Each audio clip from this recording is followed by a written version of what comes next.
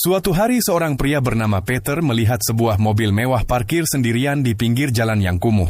Merasa penasaran, dia melihat sekeliling memastikan tidak ada orang yang memperhatikan, lalu mencoba membuka pintu mobil itu.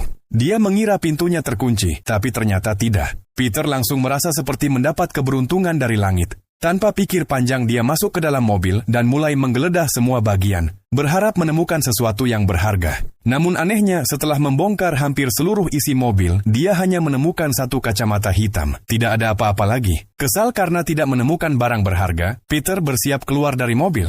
Tapi saat dia mencoba membuka pintu itu tiba-tiba tidak bisa dibuka sama sekali.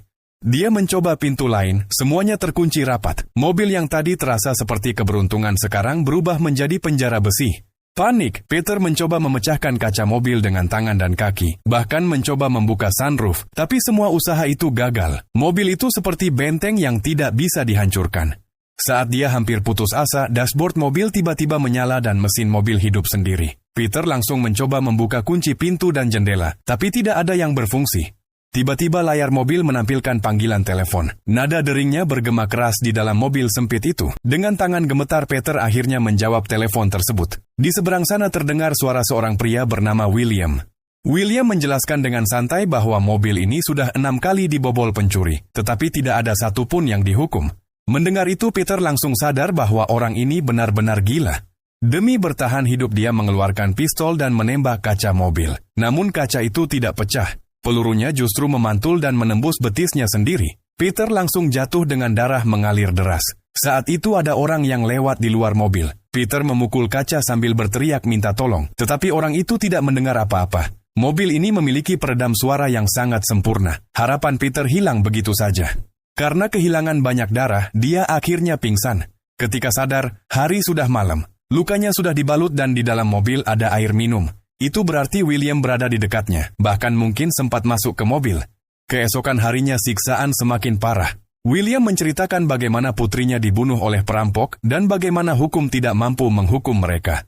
Namun Peter tidak peduli dengan cerita itu, dia hanya ingin keluar. Karena kesal, William menyalakan AC hingga sangat dingin dan memutar suara bising yang memekakan telinga.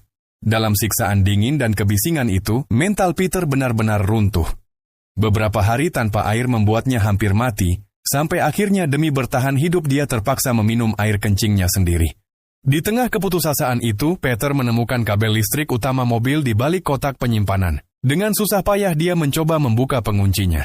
Setelah berkali-kali mencoba, akhirnya steker itu terlepas dan mobil kembali menyala. Peter langsung merangkak ke kursi pengemudi dan menginjak pedal gas.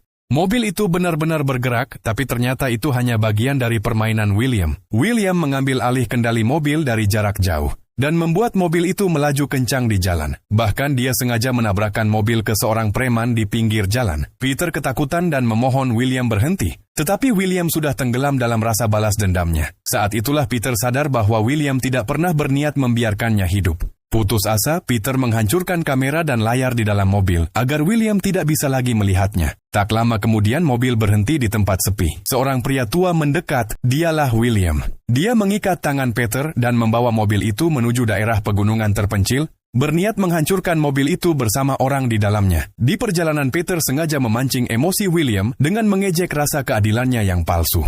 William yang marah besar langsung menginjak gas. Mobil melaju semakin cepat, hingga akhirnya kehilangan kendali dan meluncur menuju lereng gunung.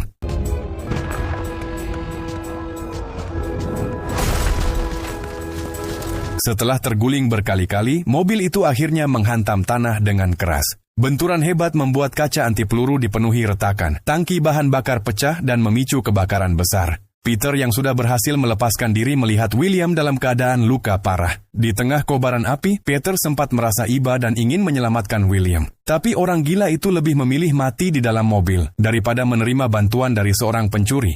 Peter tidak punya waktu untuk ragu. Ia mengambil palu besi di dalam mobil dan mengarahkannya ke kaca depan yang sudah rusak. Tepat sebelum api melahap segalanya, ia berteriak dan menghantam kaca itu hingga pecah, lalu dengan susah payah berguling keluar dari mobil.